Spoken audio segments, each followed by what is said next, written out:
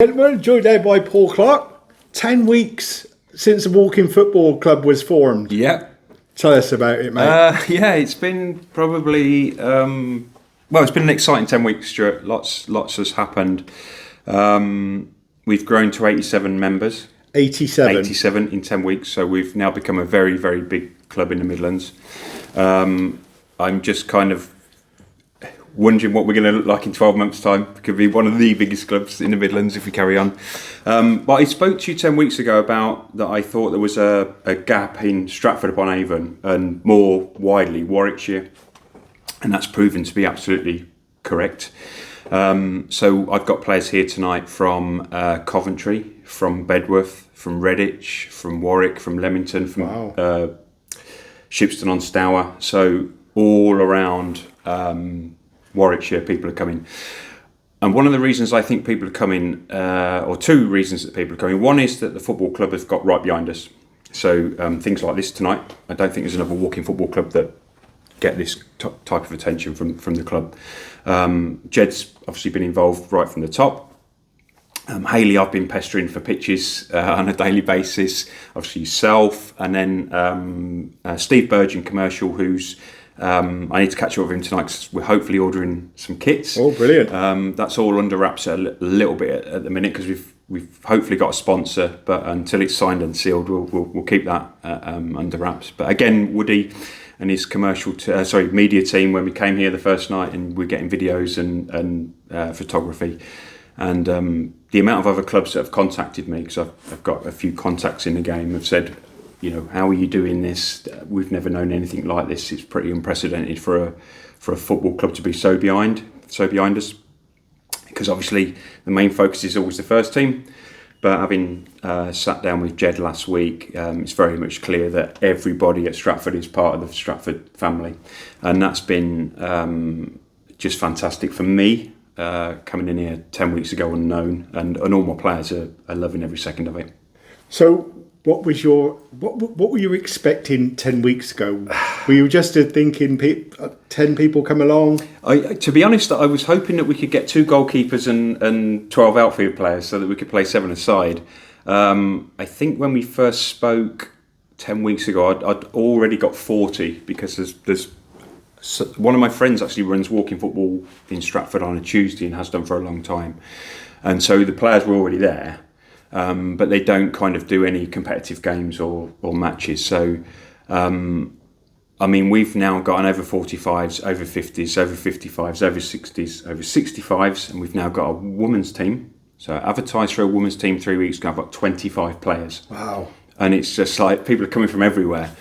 And I think as well what's happened, there's a real good atmosphere here. Yep. Normally you'll come across 1 or 2 disruptors. I've had nobody like that whatsoever. Everybody's been brilliant. We've been out on the road playing friendlies, making friends and building relationships, because that's quite important in walking football. We're going to enter leagues next season. Yep.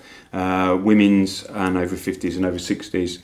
And I think once we get accepted into the league, we'll have a lot more players wanting to come and join us, because they can see what we're building here. Is there a limit, or will you have to go on extra nights? How's it gonna? Yeah. What's the bigger picture, Paul? Okay, so yeah, that's a good question. So when we came here 10 weeks ago, we'd got a quarter of a pitch. We had a capacity of 14.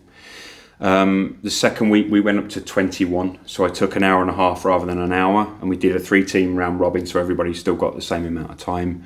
We did that for a couple of weeks. Then I went up to half a pitch, so I'm now 28 players on a Thursday, and on the 20th of October, which is a Monday, I'm taking a third pitch, so I can offer an alternative night of training.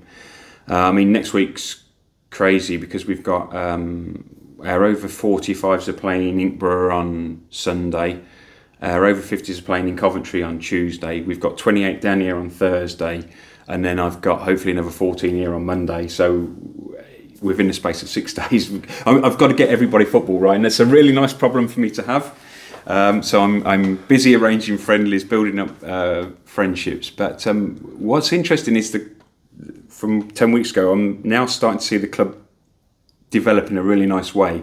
So I'm now starting to see friendships building amongst the players, and players making memories together. So we travelled to Corby on Saturday. It's a club I know very well, and we played them and we won 5-1. Right. The score line is quite flattering, really. Our goalkeeper Mark Preston was absolutely fantastic. But the players you could start to see were spending more time together, getting familiar with each other.